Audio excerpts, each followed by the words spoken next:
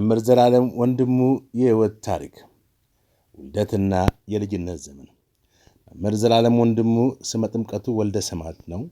ከአባታቸው ከአቶ ወንድሙ ተማምና ከእናታቸው ከወይዘሮ ተክለ ወርቅ ገብረ ኢየሱስ ነሐሴ 17 ቀን 1969 ዓ.ም በታሪካዊቷ ደብረ ሲና ከተማ ተወለዱ። ገና በለጋነቱ የቤተ ክርስቲያንን ጠረን እየሳበ በየኔታ ታመነ እግር ስር ተቀምጦ የቄስ ትምህርቱን በመቅሰም ለወደፊቱ መንፈሳዊ ተጋድሎ መሰረት ጣለ። የትምህርት ጉብዝናና የቅንነት መገለጫ። በትምህርቱ እጅግ ብሩህ የነበረ ዘላለም በሰበታ ከተማ በነበሩ የትምህርት ቆይታው ሁልጊዜ ከአንደኛነት አይወርድም ነበር። በተለይም በስድስተኛና በስምንተኛ ክፍል ብሔራዊ ፈተናዎች 100% በማምጣት አስደናቂ ውጤት አስመዝግቧል። የሚገርመው ግን ዕውቀቱ ለራሱ ብቻ አልነበረም። የሂሳብ ትምህርት የነበረው ልዩ ተሰጥኦ መምህራኑ በማይኖሩበት ጊዜም እሱ መምህር ሆኖ የጓደኞቹን ያስተምር ነበር።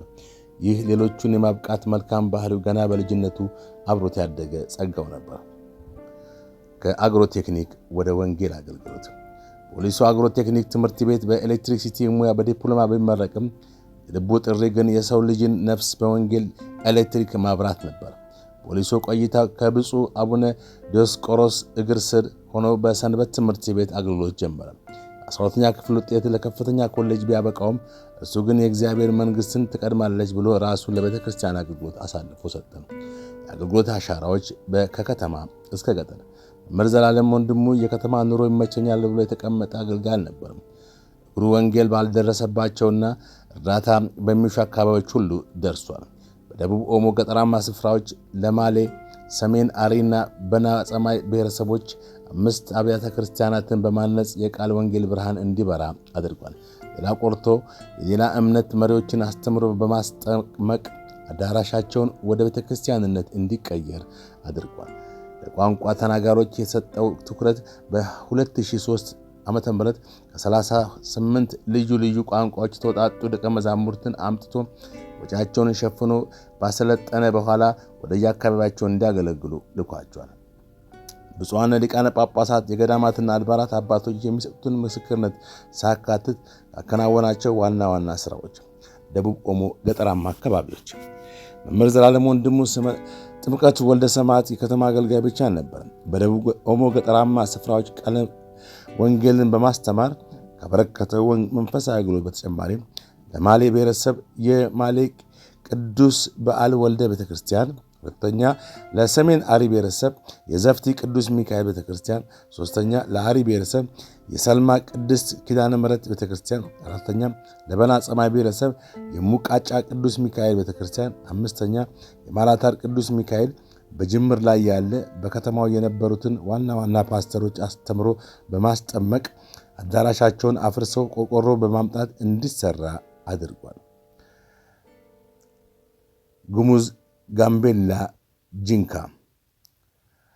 መምህር ዘላለም ወንድሙ ስመ ጥምቀቱ ወልደ ሰማዕት በ2003 ከገጠር የሀገራችን ክፍሎች የተውጣጡ 38 ልዩ ልዩ ቋንቋ ተናጋሪ ደቀ መዛሙርትን መልምሎና ከየሀገር ስብከታቸው ማስረጃ ጽሑፍ በማስመጣት ሙሉ የሥልጠና ወጪያቸውን በመሸፈን በጽርሐ ጽዮን የሥልጠና ማዕከል እንዲማሩ በማድረግ ሥልጠናቸውን ሲያጠናቅቁ የአገልግሎት ልብስ እና መጽሐፍ ቅዱስ ገዝቶ በመስጠት ወደየመጡበት አካባቢ ተመልሰው በቋንቋቸው እንዲያገለግሉ አድርጓል። ጅጅጋ።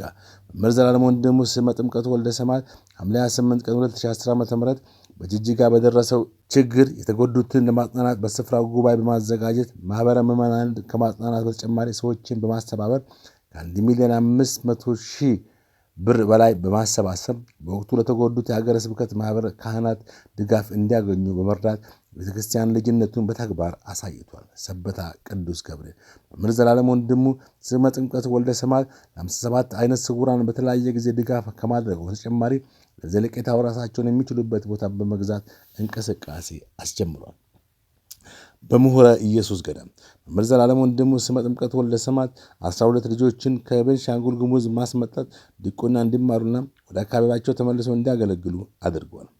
በሰሜን ሸዋ ዞን በኤፍራታና ግድም ወረዳ በጦርነት የተፈናቀሉ የተጎዱ ለ2591 ሰዎች 3000 ብር በድምሩ 7,773,000 ድጋፍ አድርጓል። ሸዋሮቢት፣ አጣዬና ከሚሴ ከተለያዩ አካባቢ ለተፈናቀሉ ጉዳት ደረሰባቸው ድጋፍ አበርክቷል። ደብረ ዘይት። መምህር ዘላለም ወንድሙ ስመ ጥምቀቱ ከቢሸፍቱ ከተማ በሚቀርብ ከሚገኘውና የኢትዮጵያ አውሮፕላን ተከስክሶ ብዙ ሰው ባለቀበት ኤጀሬ ቦታ ላይ በአካል ተገኝቶ በማጽናናት የምስራቅ ሸዋ ሀገረ ስብከት ሊቀ ጳጳስ አቡነ ጎርጎርዮስን በማስፈቀድ የተለያዩ ሰዎችን በማስተባበር የቅድስት ልደታ ቤተክርስቲያንን አስተክሎ ጥር 30 ቀን 2018 ዓ.ም በአካል በመገኘት አስመርቋል። ቡታጅራ በግጭት የተፈናቀሉትን ቦታው ድረስ በአካል በመገኘት በቃለ እግዚአብሔር ከማጽናናት በተጨማሪ የሚታወቅበትን መልካምነት በድጋፍ አሳይቷል። ከስልጤ ዞን ከቅበት ከተማ በክርስትናቸው ምክንያት ከቤት ንብረታቸው ለተፈናቀሉ ለ288 ሰዎች 2,000 ብር በድምሩ 576,000 ብር ድጋፍ አድርጓል።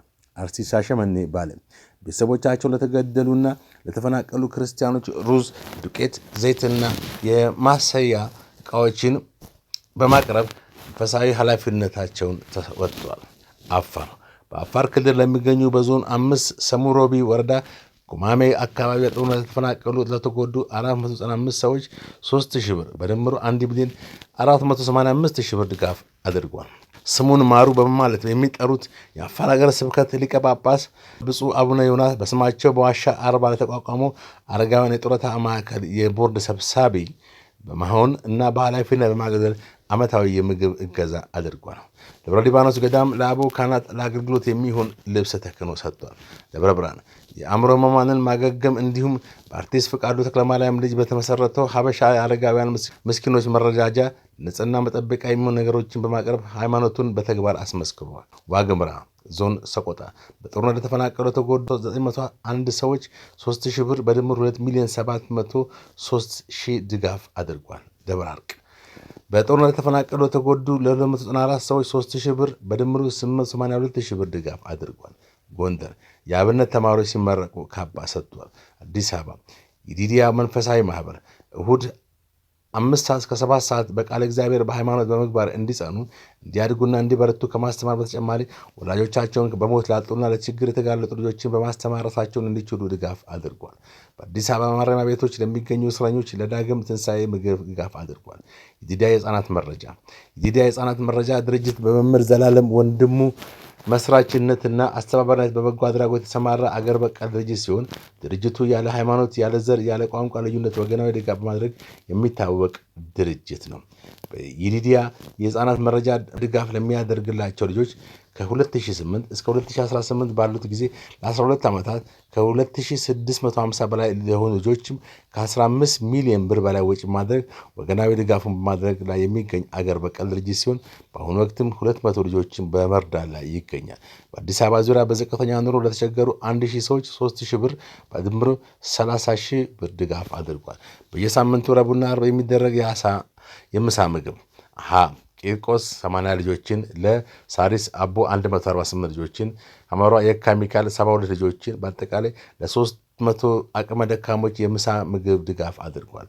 ሽንቁሩ ቅዱስ ሚካኤል የሚገኙ ጸበልተኞች ዘይትና ዱቄት ድጋፍ አድርጓል። ወንጌል ዘላለም ከተባለ የዩቲዩብ ቻናላቸው ከሚገኘው ገቢ ግቢ ገብርኤል የወደቁትን አንሶ እንጦጦ ማርያም ለሚገኙ አቅመ ደካሞች በበዓለ ጰራቅሊጦስ ለዘይትና ዱቄት ድጋፍ አድርጓል። መምህር ዘላለም ወንድሙ ስመ ጥምቀቱ ወልደ ሰማዕት አገልግሎት በሄደበት በሀገር አሜሪካ በገጠማቸው ድንገተኛ ሕመም የካቲት 28 ቀን 2018 ዓ.ም በተወለዱ በ49 ዓመታቸው ከዚህ ዓለም ድካም አርፈዋል። መምህር ዘላለም ወንድሙን ስመ ጥምቀቱ ወልደ ሰማዕትን ነፍስ በቅንነትና በታማኝነት ያገለግሉት አምላክ በአብርሃም በይስሐቅና በያዕቆብ አቅፍ ያኑረልን። ለኦርቶዶክሳዊ ተዋሕዶ ቤተክርስቲያን ለቤተሰቡ ለወዳጅ ዘመዶቹ መጽናናትን ያድርግልን።